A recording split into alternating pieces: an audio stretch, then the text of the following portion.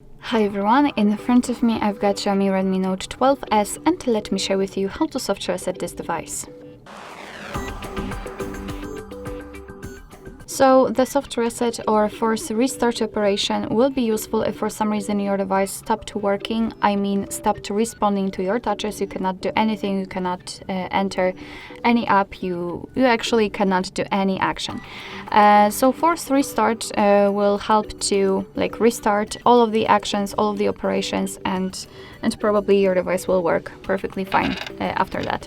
So to do that we have to press the power button, which is right here, and press it long enough to see black screen and the developer's logo. So let me try to do it. Let me press this button. As you can see, it is also connected with the Google Assistant, and here we've got the reboot option, but let's pretend that I cannot tap on it. As you can see, we've got the black screen. I felt the vibration, I can see the developer's logo, which simply means that our device is restarting right now. So after a while, when it will be turned on, it should work perfectly fine again.